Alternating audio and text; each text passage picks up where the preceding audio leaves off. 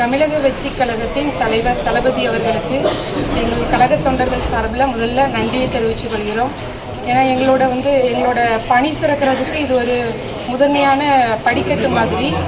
பல தடைகளை தாண்டி தூத்துக்குடி மாவட்டத்திலேருந்து இப்போ எங்களுக்கு அறிவிப்பு வந்திருக்கு. எங்களுக்கு ரொம்ப சந்தோஷமா இருக்குது.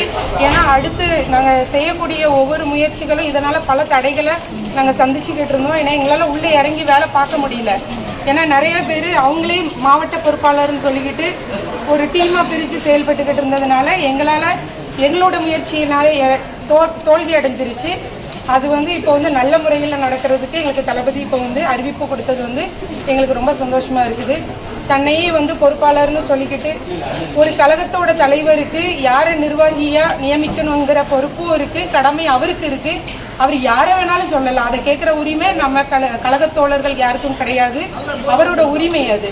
அதை அஜிதா அக்னல் என்னும் திமுகவோட கைகூலி அஜிதா அக்னல் அக்கா அவர்கள் இப்போ தலைவரோட காரை நிப்பாட்டி அவரை அது உதாசீனப்படுத்தின மாதிரி இருக்கு எங்க கழகத்தை.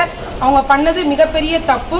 அதுக்கு கழகத்தோட சார்பில் வன்மையை கண்டிக்கிறோம். அவங்கள இந்த கட்சியில பெண்களுக்கு உரிமை இல்ல, முன்னுரிமை கொடுக்க மாட்டேங்காங்கன்னு அக்கா சொல்லியிருக்காங்க நிறைய பேட்டியில. இத்தனை பெண்கள் இருக்கோம். நாங்க எல்லாருமே தூத்துக்குடி மாவட்டத்தை சேர்ந்தவங்க. கிழக்கு வடக்கு தெற்குன்னு எல்லா மாவட்டத்துக்கும் 10க்கு 4 பேர் பெண்கள் இருக்கோம் நாங்க இங்க. அதனால பெண்களுக்கு முன்னுரிமை இல்லைன்னு சொல்லவே முடியாது. எந்த கட்சியிலையுமே இல்லாத பெண்ணுரிமை தமிழக வெற்றி கழகத்தில் இருக்கு. அதே மாதிரி மீனவ ஜாதியை சேர்ந்த நான் ஒரு பரவர் பெண்ணு, அவங்களும் பரவர் பெண்ணு தான்.